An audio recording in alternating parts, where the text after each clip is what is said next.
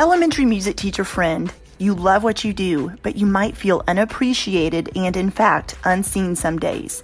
You may even feel like you're on a music teacher island and just want to connect with other music teachers who can relate to both your struggles and wins when it comes to teaching elementary music. I get you and understand completely the feelings you're having. That's why each and every week, the Elementary Music Teacher Podcast will provide you with solo and guest episodes that will help you realize you're not alone in your music teaching journey. Throughout each episode, my goal is for you to be able to walk away with actionable steps and ideas to help you feel like you're ready to take on the new week with whatever challenges may be thrown your way. Hi, I'm your host, Jessica Peresta, and I'm so glad you're here. Whether you're at home, in your car, in the shower, or wherever else you're listening, grab your cup of coffee or whatever other beverage is nearby and listen in to the Elementary Music Teacher Podcast. Well, happy fall, y'all. I feel like I can finally say that as the temperatures in the mornings here in Arkansas are starting to drop a bit. It is that awkward season of cool in the morning, then really hot in the afternoon, and then the evenings cool off a little bit too. So I don't know what it's like where you live, but Arkansas is literally cannot make up its mind in September if it wants to be fall yet, if it's hanging on to summer a bit longer. But with that said, I am going to go ahead and claim it as fall. If you're listening to this episode when it's not September, then just forward right ahead through this little tidbit and let's move forward. So today's episode is a solo episode with me, and it's about ideas for students entering your music room. Now, at this point, you have probably already started the school year. All right. Maybe you've been in school for a full month. Maybe it's been a few weeks. Maybe you just started this week. I don't know where you're at in your school year. But with that said, the ideas I'm going to share in this episode are ideas you can implement with your students even tomorrow. I don't think it's ever too late to talk about students entering the classroom or exiting the classroom or transitions in the music room, which we're going to have future episodes about all of those things as well. But today we're going to specifically focus on entering the classroom. One thing I notice a lot is, and I've talked about it on this podcast many times, is the comparison game, the comparing yourself to other teachers. And one of the ways you can compare yourself to other teachers is this exact conversation, is how do your students enter the room? I have seen music teachers have a great plan for their kiddos getting into their music room and then kind of change it all up when they hear about something someone else is doing. And lo and behold, when they change their approach that was already working to something else just because they heard someone saying they're doing that other approach, it doesn't work as well with their students because that's not their students. So with anything I ever say on this podcast, my biggest piece of advice is to be yourself, is to build relationships with your students, which is actually the theme of the month this month in my Harmony membership. We're going to talk all about it this whole entire month. But also, we're knowing yourself. What are you comfortable doing? What do you have any school-wide procedures? What works with getting your kiddos into the music classroom, especially during a COVID school year? What's going to work for you? So with that said, with this episode and any other episode, whether it's a solo or a guest episode, my goal is always for it to be very conversational on this podcast, but also for you to take what you hear and make it work for you. So maybe you'll hear 10 different pieces of advice or approaches that you could do, and maybe you take one of them and say, actually, that's the one I need. That's going to really work for me. Or you might have an aha moment. So that's my goal with this podcast. So I'm over my 1.5 hour rant or whatever you want to call it, and we're going to get started. So I'm going to share the exact strategies I have done with students in the music room that worked amazingly well for me. And when I implemented these strategies, I started noticing, along with, of course, implementing classroom management procedures and the kiddos knowing expectations, keeping class time moving along, transitions, all that's important. But more than anything that I noticed, what worked the best was getting the kiddos settled into the room right away. And when I got them into my music room the right way, the rest of the class period moved super smoothly.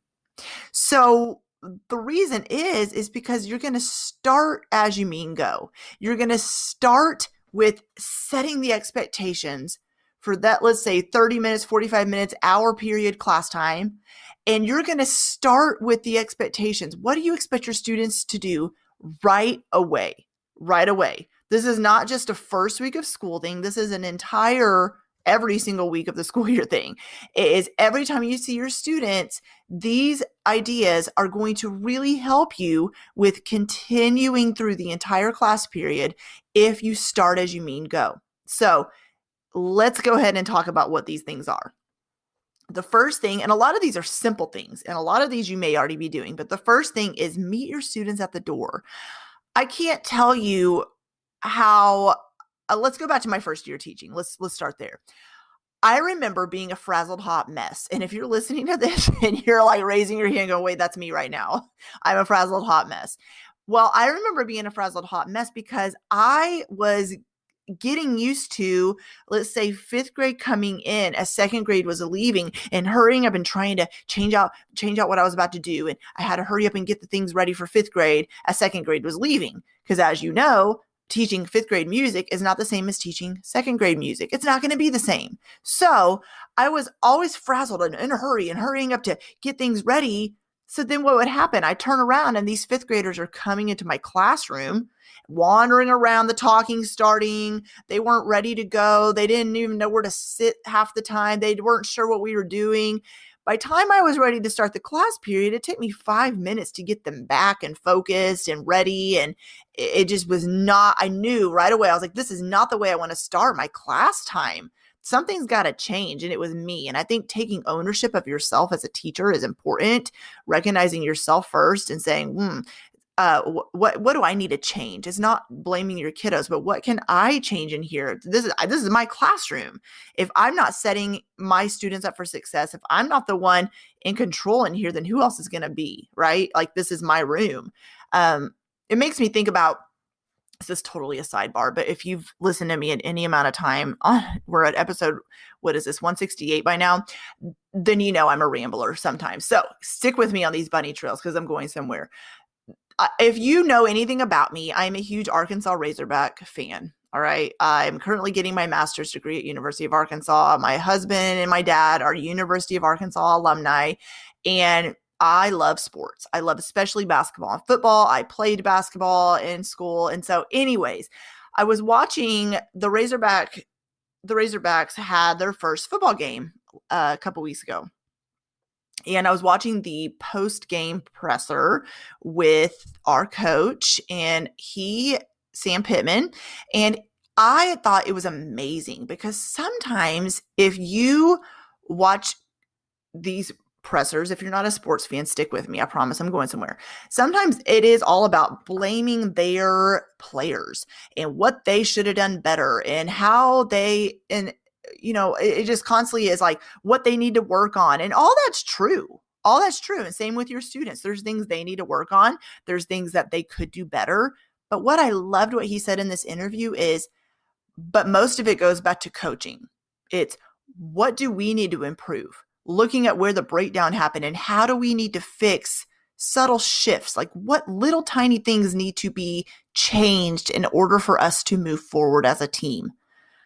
And I love those little moments where Jessica's brain goes, I could definitely relate to that in teaching. Because when I took ownership as a teacher and changed subtle things like how my students are coming into the classroom, then that teeny tiny shift, like putting that one nail into place in the, like if you're building a house, not that I've ever built a house on my own, but where you put that one last nail into place, everything else starts falling together. Okay. So meeting your students at the door is huge. So if you are falling into that camp of I'm trying to get things set up for my next class coming in, then maybe it's time to go back to the drawing board and say, how can I do that? What if I know I'm going from second grade to fifth grade or fifth grade to second grade? I need to already have my resources, my lesson plans, my seating charts, my Google Slides ready to go for my next class period. And what I'm going to do is before or as my second graders are lining up to leave, I'm going to have all that stuff pulled up and ready to go. And I'm moving myself in the hallway with those kids. It is with anything else in teaching, it's trial and error. It takes practice. It takes going back to the drawing board. It takes figuring it out. Did that work? No. Okay, what can I do now? That is what is going to just be part of your teaching day. This goes back to, I've mentioned before, I wrote my book, Make a Note What They Don't Teach You About in School, pretty much, is the fact that what they don't teach you about elementary music is what I meant. But the fact that you get taught about teaching music, sort of, right? I mean, sort of, it depends on where you went to college, but, and that's not even the only dependent. There's a lot of things that they don't teach you, which is a lot of it is, here's what to do in the music room. Here's the songs to teach. Here's, if you're going to be an elementary music teacher, here's different methods that you can implement and all those things. But nobody told me about the transitions. Nobody told me about starting and stopping class when you're going to different grade levels. Nobody told me that there was going to be things I needed to work out and figure out how to do that. So that might be the camp you find yourself in, is I want to transition better, which, like I said, that's a future episode, but I want to start my class period better, but I need to figure out how I can meet my students at the door in order to get there. In order to get to the door, to meet them at the door, I got to figure out how to close out my last period a little bit better. So, but meet your students at the door. So when you're meeting your students at the door, have a smile on your face. Even if the last period was not that great, or you had something go wrong, or you were just, having a conversation with a child that needed to happen, if you know what I mean, those things are not that next class's fault. They have nothing to do with that previous situation. It is so tough to switch gears. And it's so tough to switch gears to go from lower to upper elementary or upper to lower elementary. That's tough, first of all. But second of all, give that class that's coming into you a fresh start. Have a smile on your face, act excited to see them, be ready to meet them at the door. One thing that's really fun is if you are allowed to touch, because in a COVID world, we may or may not be able to still, but high five them as they come in the room, elbow bump them, just hug give them a side hug, be excited to see them. Just, how are you today, as they come in, or it's good to see you, or welcome to music. I'm so excited you're here today. And as the year goes on, that'll change a little bit. You're not going to need to say, how are you? Or it's good to see you, because they already know that, but you could have some kind of fun, something that you do before they come in the room. So we're going to transition to talking about that. When they come in the music room, after you've met them at the door, you're excited to see them, you're standing at the door for every single student walking in the room, giving them eye contact, smiling at them. Just that little gesture alone, seeing that teacher smile, seeing the teacher excited to see them, gets them. You may be the only teacher that smiled at them all day, the only adult that they've received a smile from all day. Do not undervalue those little gestures and say, but it's just a smile. What's the big deal? I promise you, it is a big deal. The kiddos need love. They need to know that you are excited to see them. School sometimes for a lot of these students is their safe place, is where they go to receive love and to receive, of course, they're there to learn, but a lot of them, that's where they go to get interaction and love and acceptance. And so smiling is huge. So they come in your room. Well, what do you do with them now? How are you going to... Talking about entering the classroom, well, as they enter the classroom, one thing I love to do with kiddos is body percussion. Body percussion is huge. And if you're not familiar with body percussion, a great book to start with is called the Body Rondo book. It's by Jim Solomon. And I think he has a couple books, but the Body Rondo book is the one that I really love. And it looks a little overwhelming. It has a lot going on in there, but pick one of the lines that you see in this book on one of the activities and teach the body percussion to your students. You, looking at the rhythms, can choose, okay, I'm going to have them pat here, maybe on the eighth notes. They're going to clap the quarter note. and then they're going to stomp right here on this measure, maybe that has half notes and a mixture of eighth notes and quarter notes. However you decide to do it is fine. You don't even have to use a book. You could literally, as your students are walking into the classroom, have them echo body percussion rhythms after you. You can just make sure they're paying attention and just snap your fingers back and forth. And as they're walking in the room, they're doing this as they walk to their seat. So there's two things happening here. One, they're paying attention to you and they're making music from the second they're walking into the classroom. And the second thing that's happening is when their hands are busy and they're concentrating on doing something, even if it literally is just a T, T, T, T, T, T pattern like that, their hands are busy. They're not able to touch their neighbor. They're probably not going to be able to talk and snap their fingers at the same time because it's too many things to think about. So giving them something to do with their body as they walk in their room, as they walk in the room, is going to really go far for you as well. But here's another cool thing you can do.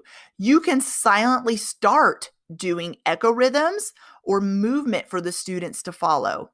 When they're in the hallway before they even walk into the classroom, or after they've walked into the classroom and they're already at their seats, then you can start doing silent echo rhythms. You're not even telling the students you're doing it. You're not like, today we're going to start with a body percussion activity. Just start it. Just start it.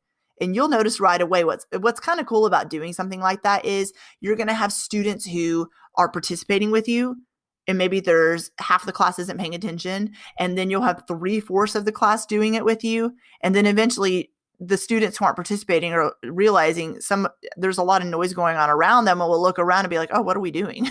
And they're going to realize something's going on at the front of the room, and then they'll start joining in. So what I mean by start silently doing echo rhythms or movement is literally what I'm saying.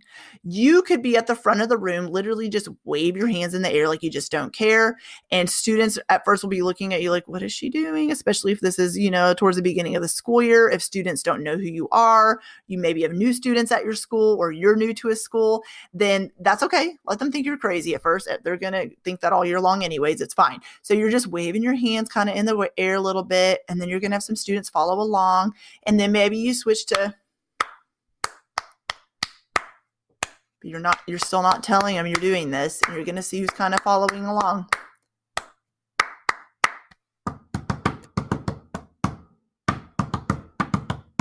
So maybe you transition to the wall and you're doing something like this.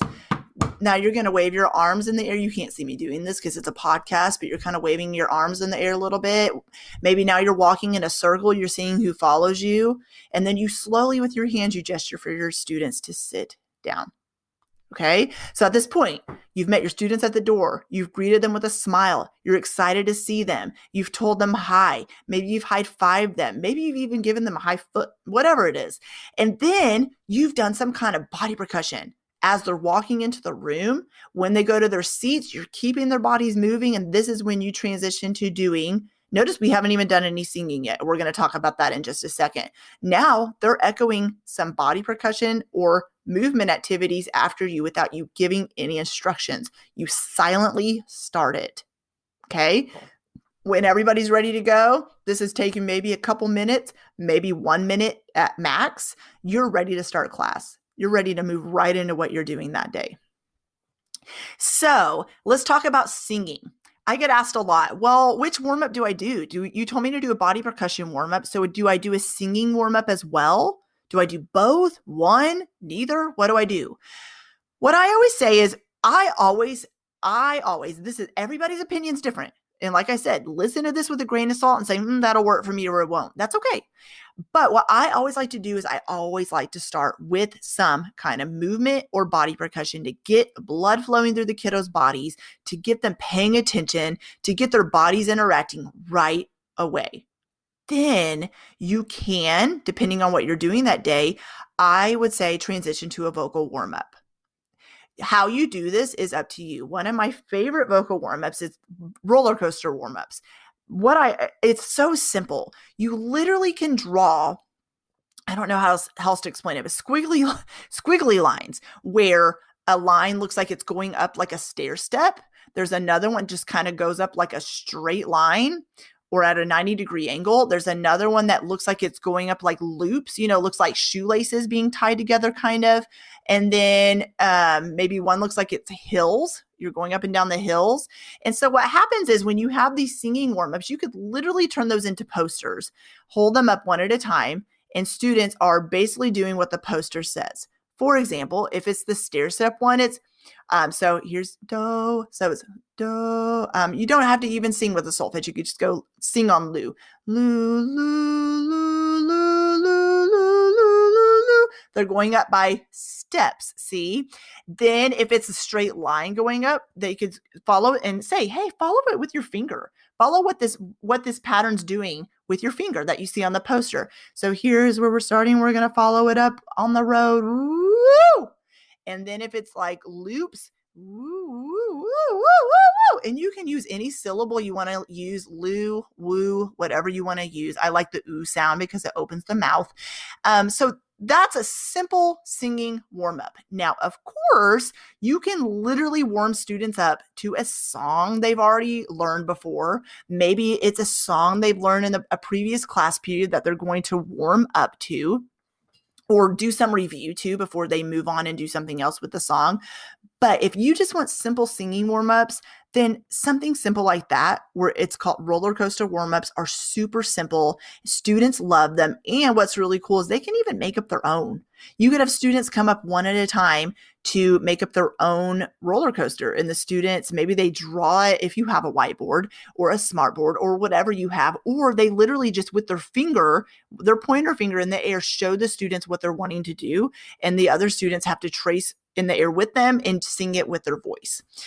So those are some ways to get your class time started, meeting them at the door, body percussion movement, and singing, and also silent echo and movements for your students to do as well.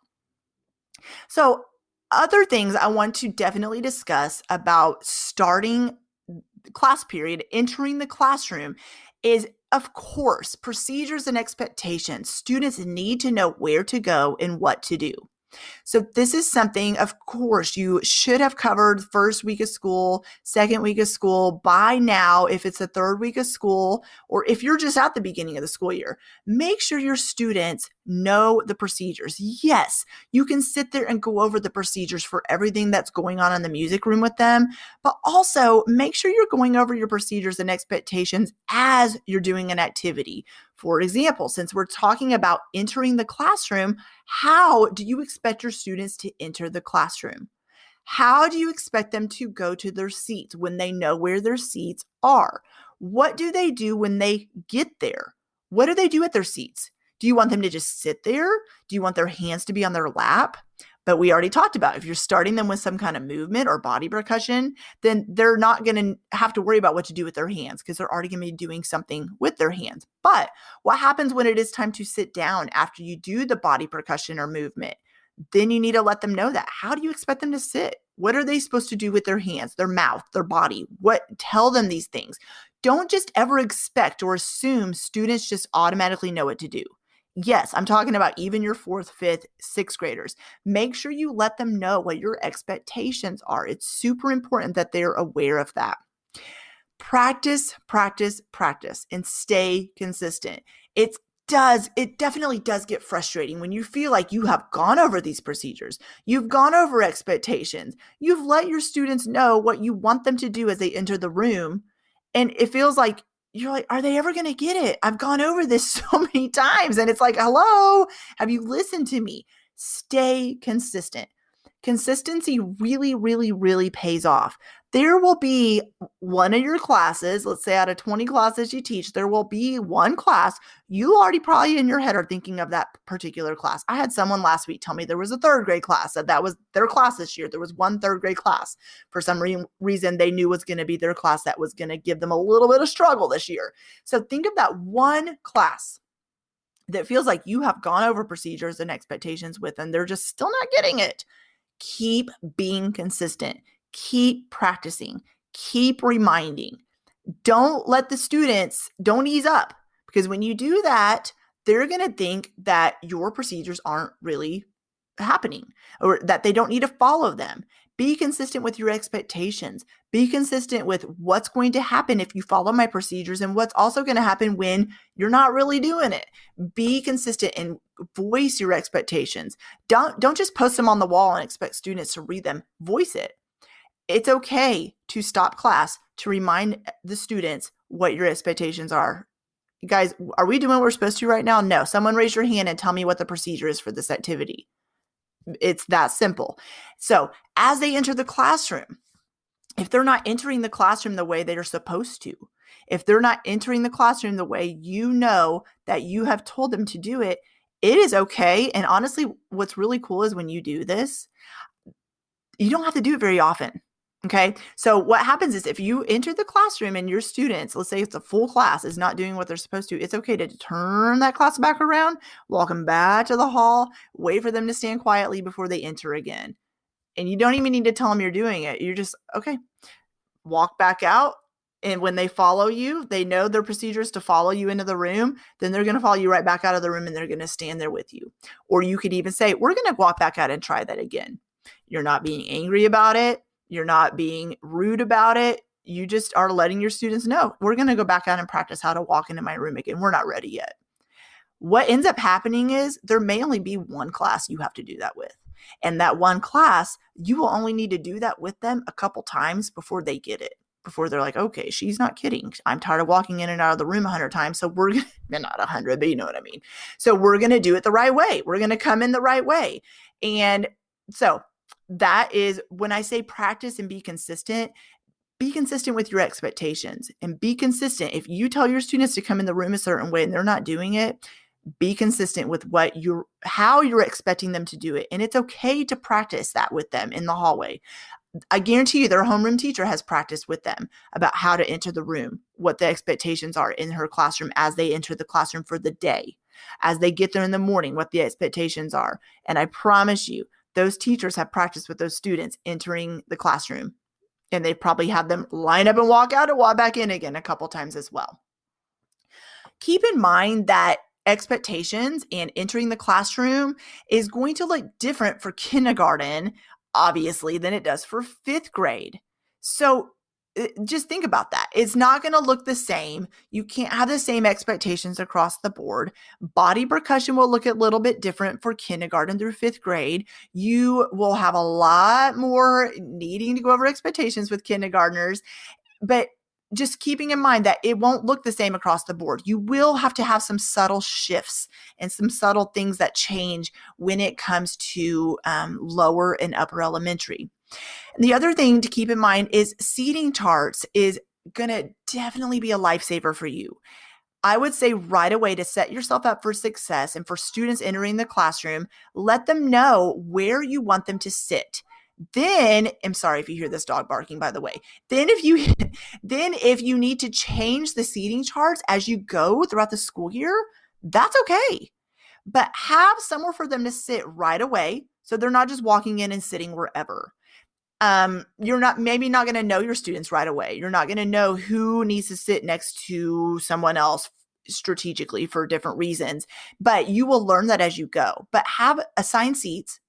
And it will benefit you as well, because as your students enter the classroom, as you're still learning their names, having a seating chart you can go back to where you can see their names, you can memorize their names, associate a face to the name that you have written out will definitely help you. So this episode about students entering the classroom, I hope it was helpful. It was just some suggestions that have worked for me that I really wanted to go over with you, because I know that I want to set you up for success, and I want to help you be as successful as you can in your music room with your students. Have an amazing day, friends, and I will see you next week. Well, hey there. Thank you so much for listening into the Elementary Music Teacher Podcast. There is an exclusive Facebook group just for listeners of this podcast and any elementary music teacher called the Elementary Music Teacher Community Facebook Group. Come on over and join us there, where we have conversations around the podcast episodes and encourage each other each and every week. And also head to my website, thedomesticmusician.com. I have some free resources there that you can download to help you gain traction in your classroom today free, as well as the blog and the membership site and all kinds of other goodies to help you keep going in your music teaching journey. I cannot wait to keep connecting with you and encouraging you and spurring you on in your journey of teaching elementary music. Hang in there, have an amazing week, and I will see you soon.